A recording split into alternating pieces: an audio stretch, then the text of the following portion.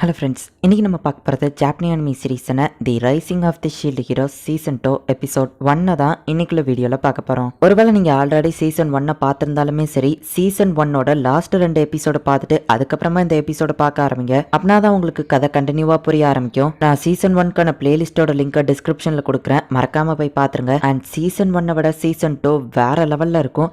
இது என்னோட லெஜெண்டரி லிஸ்ட்ல இருக்கு அப்படிங்கிறதுனால நீங்க நம்பி பார்க்கலாம். கதை வேற லெவல்ல சூப்பரா இருக்கும். சரி வாங்க நம்ம வளவலன்னு பேசாம இன்னைக்குள்ள கதைக்குள்ள போலாம். இன்னைக்கு நம்ம பார்க்க போறது the rising of the shield hero season 2 episode 1. இப்போதைக்கு வேவ்ஸ் பிரச்சனை எல்லாம் நம்ம ஹீரோக்கு இல்ல. ரஃப்டாலியாவோட சொந்த ஊரான அந்த டெமிஹியூமன் லேண்ட் வந்துட்டு இப்ப நம்ம ஹீரோ தான் லார்டா இருக்கிறான். சின்ன பசங்க விளையாடிட்டு இருக்கும்போது தெரியாம நம்ம ஹீரோ அடிச்சுட்டு சாரி கேட்டு போறாங்க. போ ஹீரோவோட டீம்ல இருந்து வந்த அந்த ரீஷியாங்கிற பொண்ணுக்கு அந்த அட்வென்ச்சரர் பார்ட்டி ட்ரைனிங் கொடுத்துட்டு இருக்காங்க. என்னோட கீ நல்லாவே இருக்குன்னு அந்த பார்ட்டி சொல்லவும், கீயா அப்படின்னா அப்படின்னு சொல்லி அந்த கியோங்கிற பையன் கேட்கறான். எல்லாம் எப்படி போயிட்டு இருக்கு அப்படின்னு சொல்லி நம்ம ஹீரோ அந்த இடத்துக்கு வரவோ, ஐ ஷீல்டு ஹீரோ அப்படின்னு அந்த பையன் போய் பேசுறான். ரேஷியா என்னதான் கஷ்டப்பட்டாலும் ஸ்ட்ராங்கா மாற மாட்டா நம்ம ஹீரோ சொல்லவும், ஆனா அவகிட்ட ஃபைட்டிங் கீ இருக்கு அப்படின்னு அந்த பார்ட்டி சொல்றாங்க. நம்ம ஹீரோவும் அவளை பார்த்துட்டு அவளோட லெவல் எல்லாம் இன்க்ரீஸ் ஆயிருக்குன்னு தெரிஞ்சுக்கிறான். உன்னோட அந்த கெட்டப் உனக்கு யூஸ்ஃபுல்லா இருக்கு போல நம்ம ஹீரோ கேட்கவும், ஆமா என்னோட ஃபேஸை யாரும் பார்க்க மாட்டாங்கிறதுனால எனக்கு தைரியம் இன்னும் கொஞ்சம் அதிகமாயிருக்கு அப்படின்னு அவ சொல்றா. நெக்ஸ்ட் வேவ் வரதுக்கு இன்னும் ஒரு வாரம் இருக்கு, அது வரைக்கும் நீங்க அவளுக்கு ட்ரைனிங் கொடுங்க அப்படின்னு நம்ம ஹீரோ சொல்றான். என்னையவோ ட்ரெயின் பண்ணுங்க அப்படின்னு சொல்லி கியோ சொல்லவோ, அதெல்லாம் இல்ல உனக்கு இன்னும் டைம் இருக்கு அப்படின்னு அந்த பாட்டி பேசிட்டு இருக்கும் போதே பார்த்தா திடீர்னு சில மான்ஸ்டர்ஸ் அந்த இடத்துக்கு பறந்து வந்துட்டு இருக்கு. வவால் மாதிரி இருக்கிற அந்த மான்ஸ்டர் ஒரு சின்ன பொண்ணு அட்டாக் பண்ண போகவோ டக்குன்னு ஃபீல வந்துட்டு இருக்கா. பாத்திர முன்ன இருந்ததை விட ஃபீல இப்ப ரொம்பவே ஸ்ட்ராங்கா மாறிட்டா. அண்ட் ரஃப்டாலியாவோ அவளோட ஸ்வாட் வச்சு சும்மா வேற லெவல்ல ஃபைட் பண்றா. ரஃப்டாலியா அண்ட் ஃபீலோ ரெண்டு பேருமே இப்ப கொஞ்சம் ஸ்ட்ராங்கா மாறிட்டாங்க. வந்த எல்லா மான்ஸ்டரையும் அவங்க ரெண்டு பேருமே அழிச்சிட்டாங்க. அதோட ரெக்கை எடுத்து நம்ம ஹீரோவை ஷீல்டு போடும்போது தான் அது ஒரு ஃபெமிலியர் அப்படிங்கிறது தெரிய வருது. அப்படின்னா யாரோ ஒருத்தங்க மான்ஸ்டர்ஸ் சமன் பண்ணிருக்காங்களா அப்படின்னு ரஃப்டாலியா கேக்குறா. அப்ப பார்த்தா வேவ்ஸ் வர்றதுக்கான அந்த கவுண்ட் டவுன் வந்து ஸ்டாப் ஆயிட்டு திடீர்னு நம்ம ஹீரோக்கு ஏதோ 7 அப்படிங்கிற ஒரு நம்பர் தெரிய ஆரம்பிச்சிருக்கு. வேவ்ஸோட கவுண்ட் டவுன் எப்பவுமே ஸ்டாப் ஆகாதே அப்படின்னு நம்ம ஹீரோ யோசிக்கிறான். அப்ப திடீர்னு பார்த்தா ஒரு வித்தியாசமான சவுண்ட் கேக்குது. ஒரு பெரிய சைஸ் மான்ஸ்டர் இருக்கிறது நமக்கு காமிக்கிறாங்க. இப்போ 4 கார்டினல் ஹீரோஸ் அவங்க ஆளுங்களுமே கிங்டம்க்கு போறாங்க. குயின் வந்துட்டு அந்த 4 ஹீரோஸையும் ஒன்னா பேசுறதுக்காக கூப்பிட்டுருக்காங்க. நான் எதுக்காக அவங்களை கூப்பிட்டுருக்கேன்னு உங்களுக்கே தெரியும்னு நினைக்கிறேன் அப்படின்னு அவங்க கேட்கவும்,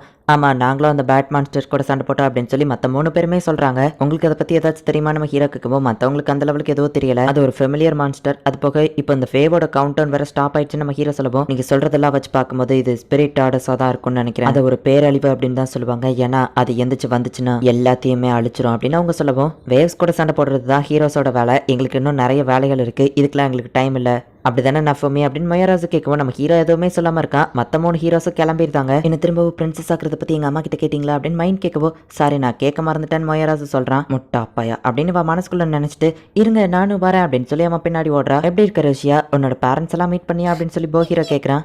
போன வாரம் கூட நான் உங்களுக்கு லெட்டர் எழுதுனேன் அப்படின்னு சொல்லவும், சரி ஓகே நீ கிளம்புறா. சரி இட்ஸுக்கி நான் திரும்பவும் உங்களோட டீம்ல ஜாயின் பண்ணிக்கிடலாமா அப்படின்னு கேட்கவும், நீ வீக்கானவா, நஃபமி உனக்கு ட்ரைனிங் கொடுத்தாலுமே கூட நீ ஒன்னும் ஸ்ட்ராங்கா மாறப்போறது இல்ல, அதனால முடியாது அப்படின்னு அவன் சொல்றான். உனக்கு எதுவும் ஆயிடக்கூடாதுங்கிற அக்கறையில் அவர் உன்னை டீமை விட்டு வளர்க்கினாருன்னு நினைச்சியா, உன்னால எங்களுக்கு தான் பிரச்சனையா இருக்கு, நீ டீம்ல இருக்கிறதே வேஸ்ட் அப்படின்னு சொல்லி இன்னொருத்த திட்டவோ, போதும் நிறுத்து வாங்க கிளம்பலாம் அப்படின்னு சொல்லி ஈட்ஸுக்கே அவன் ஆளுங்களை கூட்டிட்டு போறான். ரீஷியா வருத்தப்படவோ ரஃப்டாலியாவோ ஃபீலவோ போய் அவளை சமாதானப்படுத்துறாங்க. நம்ம ஹீரோ வந்து அந்த ஸ்பிரிட் ஆர்டர்ஸ் பத்தி கேட்கறான். கிங்டம் ஆஃப் ஸ்பிரிட்ஸ்ல இருந்து அது வந்துட்டு இருக்கு, நம்ம கிங்டம்குள்ள வர்றதுக்கு முன்னாடி அது உன்னோட டமி ஹியூமன்ஸ் லேண்ட் அழிச்சிரும் அப்படின்னு குயின் சொல்லவோ, உங்களுக்கு நல்லாவே டீலிங் பேச தெரிஞ்சிருக்கு அப்படின்னு நம்ம ஹீரோ சொல்றான். ஹெல்ப் பண்றீங்கன்னா சந்தோஷம் குயின் சொல்லவோ, பண்றான் நம்ம ஹீரோ சொல்றான். ஸ்பிரிட் ஆர்டர்ஸ் கிங்டம் வந்துட்டு பாதி ஆல்ரெடி அழிய ஆரம்பிச்சிருச்சு, இந்த தடவை நீங்க இதை தனியா பண்ணணும்னு அவசியம் இல்ல, அந்த கிங்டம்ல இருக்கிறவங்க உங்களுக்கு ஹெல்ப் பண்ணுவாங்க அப்படின்னு அந்த குயின் சொல்றா. நல்லது அப்படின்னு நம்ம ஹீரோ சொல்லவும், ஆமா மெல்டி எப்படி இருக்கான்னு குயின் கேக்குறாங்க. வாலண்டியரா வந்து டெமி ஹியூமன்ஸ்க்கு நல்லாவே ஹெல்ப் பண்றா, அவளாலேயே ஹியூமன்ஸ்க்கோ டெமி ஹியூமன்ஸ்க்கோ இருக்கிற ரிலேஷன்ஷிப் நல்லபடியா மாறும் அப்படின்னு நம்ம ஹீரோ சொல்றான். என் பொண்ணை நல்லபடியா பாத்துக்கிறதுக்கு ரொம்பவே தேங்க்ஸ் ஷீல்டு ஹீரோ அப்படின்னு குயின் சொல்லவும், இந்த ஸ்பிரிட் ஆர்டர்ஸ் விஷயம் ரொம்பவே சீரியஸா இருக்கு அண்ட் கவுண்ட் டவுன் வேற ஸ்டாப் ஆயிடுச்சு, இதை பத்தி நான் லேட்டரா இன்வெஸ்டிகேஷன் பண்றேன் அப்படின்னு நம்ம ஹீரோ சொல்றான். குயினும் சரி ஓகே அப்படின்னு சொல்றாங்க. இப்போ நம்ம ஹீரோ வந்துட்டு எப்பவும் போற அந்த வெப்பன் ஷாப்க்கு போறான். அந்த ஸ்பிரிட் ஆர்டர்ஸ் கூட சண்டை போட போறியா அப்படின்னு கடைக்கார் கேட்கவும், அதுக்குள்ள இன்ஃபர்மேஷன் உங்களுக்கு எப்படி வந்துச்சு நம்ம ஹீரோ கேட்கவும், எனக்கு மட்டும் இல்ல ஊருக்கே தெரியும், ஸ்பிரிட் ஆர்டர்ஸ் பத்தி எல்லாருக்குமே தெரியும் அப்படின்னு அவன் சொல்றான். இங்க ரூசியாக்கும் சண்டை போடுறதுக்காக ஏதாச்சும் ஒரு வெப்பனை தான் வாங்குறதுக்காக வந்திருக்காங்க. அப்ப ரஃப்டாலியா வந்துட்டு ஒரு ஸ்வாட் எடுத்து இதை யூஸ் பண்ண அப்படின்னு ரூசியா கிட்ட கொடுக்குறா. இல்ல எனக்கு இதெல்லாம் செட் ஆகாதுன்னு நினைக்கிறேன், என்னதான் இருந்தாலும் நான் ஒரு வீக்கானவா அப்படின்னு சொல்லவும், அட்லீஸ்ட் உன்னால ஒரு ஸ்வாடையாச்சும் தூக்க முடியுது அப்படின்னு நம்ம ஹீரோ சொல்றான். ஹே நீ ஸ்ட்ராங்கா மாறதுக்கு எனக்கு ஒரு ஐடியா இருக்கு அப்படின்னு சொல்லி ரஃப்டாலியா வந்துட்டு அந்த இல்லீகல் ஷாப் வச்சிருக்கிறவங்க கிட்ட ரூசியாவை கூட்டிட்டு போறா. ரஷ்யாக்கு அந்த இடத்த பார்த்தாலே கொஞ்சம் பயமா இருக்கு, உங்களுக்கு என்ன பண்ணணும் அப்படின்னு அந்த கடைக்காரன் கேட்கவும், மாஸ்டர் நஃபமி கிட்ட நீ ஸ்லேவ் கான்ட்ராக்ட் போட்டுக்கிட்டேன்னா அவர் அவளோட ஸ்ட்ரென்த் உனக்கும் கிடைக்கும், நீ இன்ஸ்டன்டா ஸ்ட்ராங்கா மாறலாம் அப்படின்னு சொல்றா. ரேஷியாக்கு கொஞ்சம் பயமா இருக்கு.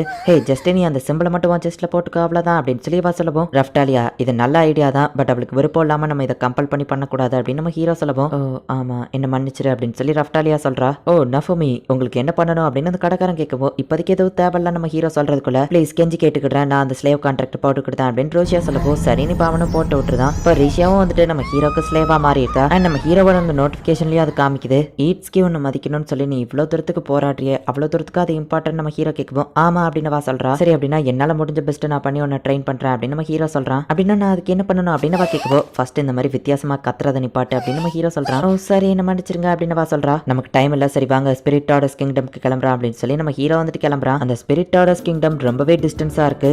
இவங்க டிராவல் பண்ற அதுல அப்படியே ஒரு மியூசிக்கை தான் போட்டு விட்டுருக்காங்க.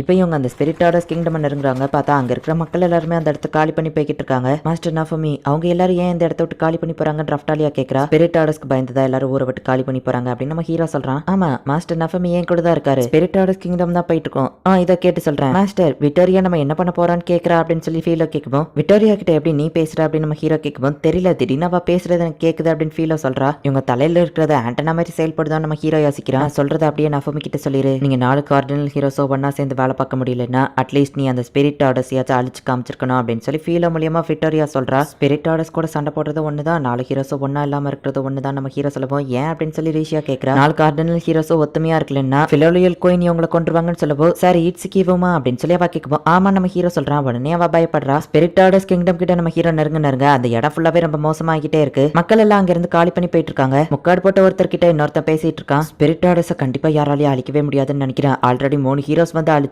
அவங்க இறந்து போயிட்டாங்கப்பா அப்படின்னு சொல்லி பேசிட்டு இருக்கோம். அச்சோ சார் ஈட்ஸ்கி அப்படின்னா இறந்து போயிட்டாரா அப்படின்னு சொல்லி ரீஷியா ஃபாஸ்டா ஓடிட்டு இருக்கா. நீ எங்க போக போறேன்னே தெரியாம நீ ஃபாஸ்டா ஓடி எந்த பிரயோஜனமும் இல்ல அப்படின்னு நம்ம ஹீரோ சொல்லிட்டு ஃபர்ஸ்ட் அது ரூமரா கூட இருக்கலாம், கன்ஃபார்ம் பண்ணாம எந்த முடிவு எடுக்காத நம்ம ஹீரோ சொல்லுவோம். ஹீரோக்கு ஏதாச்சும் ஆயிருக்குமா அப்படின்னு அவ பயப்படுறா. ஃபீலோ விக்டோரியா கிட்ட கேளு அவளுக்கு தெரியும் சொல்லுவோம். மத்த ஹீரோஸ் எல்லாம் உயிரோட தான் இருக்காங்க அப்படின்னு சொல்லி அவ சொல்றா. பார்த்தல மத்த ஹீரோஸ்க்குலாம் எதுவாகல நீ கவலைப்படாத அப்படின்னு நம்ம ஹீரோ சொல்றான். உடனே ரீஷியாவை கொஞ்சம் ரிலாக்ஸ் ஆகுறா. அப்ப திடீர்னு பார்த்தா அந்த இடத்துக்கு மான்ஸ்டர்ஸ் வர ஆரம்பிக்குது. போன தடவை மாதிரி வவால் மட்டும் இல்லாம இந்த தடவை புதுசா ஒரு மங்கி மாதிரியே மான்ஸ்டர் வருது. அங்க இருக்கிற மக்கள் எல்லாத்தையும் அதை அட்டாக் பண்ண ஆரம்பிக்கவும், மத்தவங்களை போய் நீங்க ப்ரொடெக்ட் பண்ணுங்க, நான் இந்த மான்ஸ்டர்ஸை பாத்துக்கிட்டேன் அப்படின்னு சொல்லி நம்ம ஹீரோ வந்துட்டு அதை ஃபைட் பண்ண ஆரம்பிக்கிறான். மக்கள் எல்லாரையும் சேஃபான ஒரு இடத்துக்கு அவங்க அனுப்பி வைக்கிறாங்க. ஃபீலோவுமே அவளோட பவர்ஃபுல்லான அட்டாக் எல்லாம் வேற லெவல்ல யூஸ் பண்ணிட்டு இருக்கா. கீப் ரியாக்ஷன் அப்படின்னு சொல்லி ஒரு ஷீல்டை யூஸ் பண்ணி நம்ம ஹீரோ எல்லா மான்ஸ்டர்ஸையும் அவன் மேல கான்சென்ட்ரேட் பண்ற மாதிரி கொண்டு வந்து எல்லா மான்ஸ்டரையுமே ஒரே இடத்துக்கு கொண்டு வந்து எல்லாத்தையும் அழிச்சிருதான். பட் திரும்பவும் இன்னும் நிறைய மான்ஸ்டர்ஸ் வந்துருது. ராத் ஷீல்ட் அப்படின்னு சொல்லி இப்ப நம்ம ஹீரோ அவனோட அல்டிமேட் மூவை யூஸ் பண்றான். அந்த இடத்துல ஒரு பெரிய பிளாஸ்டே கிரியேட் ஆன மாதிரி கிரியேட் ஆகி எல்லா மான்ஸ்டர்ஸும் அழிஞ்சிருது. நம்ம ஹீரோ பண்ண அந்த அட்டாக்ல ஒரு பெரிய பள்ளமே கிரியேட் ஆயிருது. மாஸ்டர் நஃபமி நல்ல வேளை உங்களுக்கு எதுவாகலையே அப்படின்னு சொல்லி ரஃப்டாலியா வந்து கேட்கறா. எதுவாகல நம்ம ஹீரோ சொல்றான். இன்னொரு தடவை என்ன இப்படி பயம் கொடுத்திராதீங்க அப்படின்னு ரஃப்டாலியா பேசிட்டு இருக்கும்போது முக்காடு போட்டிருந்த அந்த பர்சன் அங்க பிரபோ யார் நீ அப்படின்னு நம்ம ஹீரோ கேட்கறான். Shield hero